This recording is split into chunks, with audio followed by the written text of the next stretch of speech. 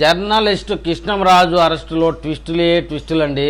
అమరావతి మహిళలను వేసిలంటూ ఈ మధ్య కాలంలో సోషల్ మీడియాలో బాగా విపరీతంగా ట్రోల్ అయినటువంటి కేఎస్ఆర్ మరియు మన కృష్ణంరాజు, మన అనేం కాదు, 35 ఏళ్ళు 35 ఇండస్ట్రీ జర్నలిస్ట్ అని చెప్పుకుంటాడు ఆయన కృష్ణంరాజు. ఆయన్ని పోలీసులు అయితే అదుపులోకి తీసుకున్నారు. ఒక చోట ఒక బాత్రూంలో దాక్కుంటే పోలీసులు వెలికి తీశారండి. పోలీసుల కృషికి శభాష్ అనాలా.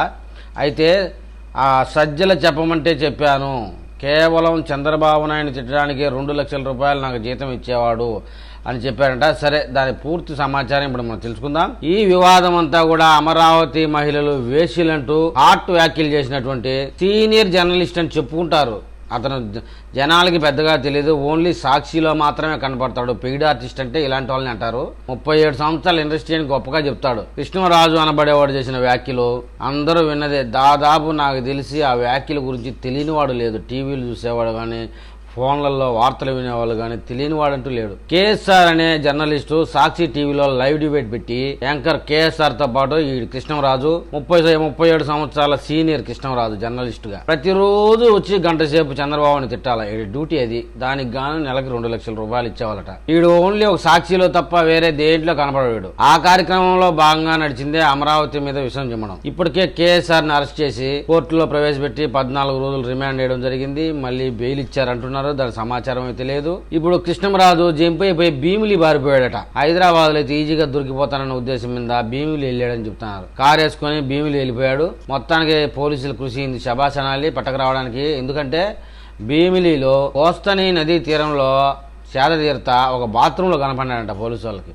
చూడండి, పోలీసులు ఎంత టాలెంటే లేకపోతే బాత్రూంలోనూ కృష్ణరాజుని పట్టుకొస్తారు. ఎట్టకేలకు కోర్టులో ప్రవేశపెట్టినప్పుడు న్యాయమూర్తులు వారు వేసిన ప్రశ్నలకి సంచలనమైన జవాబులు చెప్పాడంట కృష్ణరాజు. చంద్రబాబు నాయుడు అనే వారి మీద నాకు మొదటి నుంచి కక్ష ఉంది అని చెప్పాడంట. ఆయన అంటే నాకు పడదు, ఈడేదో పెద్ద తోపు రాజకీయ నాయకుడు, జర్నలిస్ట్ కూడా కాదు, కాకపోతే చంద్రబాబుని తిట్టడానికి ఒప్పందం చేసుకున్నాడు కాబట్టి జర్నలిస్ట్ లిస్టులోకి వచ్చినాడు. నేరుగా వైసీపీ పార్టీలో చేరి కండవ కప్పుకుంటూ పోయేదానికి దానివల్ల జర్నలిస్టులకి అంతా చెడ్డ పేరు. ఆ జర్నలిస్టు ముసుగులో సకల శాఖ మంత్రి సజ్జల ప్రతి నెల 2 లక్షలు ఇచ్చాడంట వీడికి. వీడి బతుకంతా చంద్రబాబు నాయుడు తిట్టడం కోసమే నాశనం చేసుకున్నాడు. పోలీసులే చెప్పారు, ఈ కృష్ణంరాజులో కనీసం ప్రాయచిత్తం కూడా లేదు. ప్రభుత్వం తరపున వాదించినటువంటి న్యాయవాదులు కూడా జడ్జి గారికి పూర్తి విమర్శగా చెప్పారట. సాక్షి టీవీలో ఘటన జరిగిన తర్వాత కూడా మళ్లీ వీడియో వాడు సొంత ఛానల్లో ఒకటి అప్లోడ్ చేశాడు. టైమ్స్ ఆఫ్ ఇండియాలో వచ్చిందని చెప్పి ఒక కథనాన్ని సాకుగా చూపిస్తూ అమరావతితో పాటు అమరావతి చుట్టుపక్కల సమీప ప్రాంతాల్లో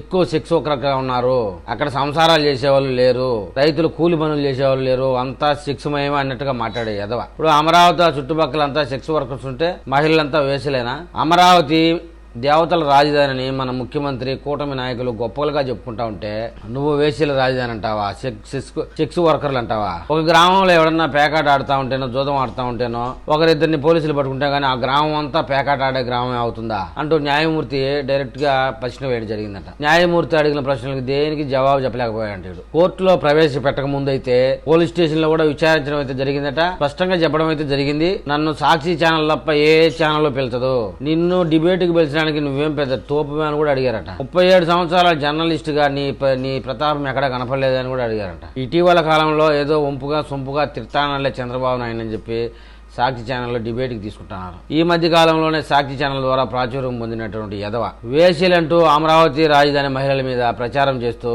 దానివల్ల ప్రాచుర్యం లేకొచ్చిండు. కత్తి మహేష్, శ్రీరెడ్డి, బోరుగడ్డ అనిల్ గాడు వీళ్ళ కాన్సెప్ట్ అంతా ఏంటంటే బాగా ఎక్స్పోజ్ అయ్యే వాళ్ళని తిట్టాలి, తద్వారా మనం లైవ్ లేక రావాలి అనే కాన్సెప్ట్.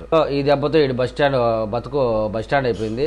వీడిని ఏ డిబేట్, వీడు జర్నలిస్ట్ అనేవాడు ఎవరు కూడా ఈయన దగ్గరికి రాలేక న్యాయమూర్తే ముక్కు మీద వేలేసుకున్నాడు. వీడి ప్రోగ్రామ్ చూసి ఒకరో ఇద్దరు వ్యభిచారం చేస్తే ఆ ప్రాంతం మొత్తాన్ని అంటగట్టడం ఏందిరా అని కూడా అడిగాడు. ఎక్కడ లేదు, దేశం అంతా ప్రపంచం అంతా అక్కడక్కడ లేనాదేం కాదు కదా.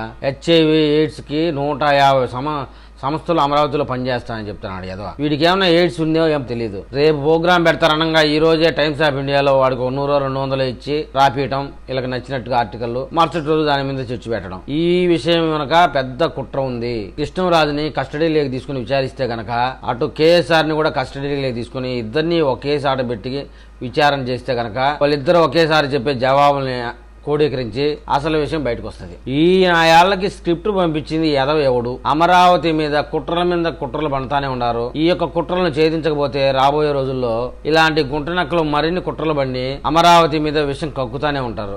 ఆల్మోస్ట్ కృష్ణరాజు అనేవాడు చెప్పాడు, నాకేం అమరావతి మీద కక్ష లేదు, సజ్జల రామకృష్ణారెడ్డి పేపర్లో ఏది రాసిస్తే అదే నేను చెప్తాను, సజ్జల రామకృష్ణారెడ్డికి ఎవడు ఆదేశాలు ఇస్తానో నాకు తెలియదు, నాకు మటుకు సజ్జల రామకృష్ణారెడ్డి ఆదేశాలు ఇస్తాడు అని చెప్పాడట. పోలీసులు కస్టడీలోకి ఇద్దరిని తీసుకుంటే గనక పచ్చి నిజాలు వెలుగులోకి వచ్చే అవకాశాలు ఉన్నాయి. ఈ రోజు కస్టడీ కోరే అవకాశం ఉందని చెప్తా ఉన్నారు. న్యాయమూర్తి కస్టడీకి ఇస్తారా లేదా అనే విషయం వారు జడ్జిమెంట్ ఇచ్చిన తర్వాత మరొక అప్డేట్ లో మళ్ళీ ఒక వీడియోలో కలుద్దాం. నా వీడియో మీకు చేరాలంటే నా ఛానల్ సబ్స్క్రైబ్ చేయండి, లైక్ చేయండి. మీరు ఏదైనా తెలపాలనుకుంటే కామెంట్ రూపంలో తెలపండి.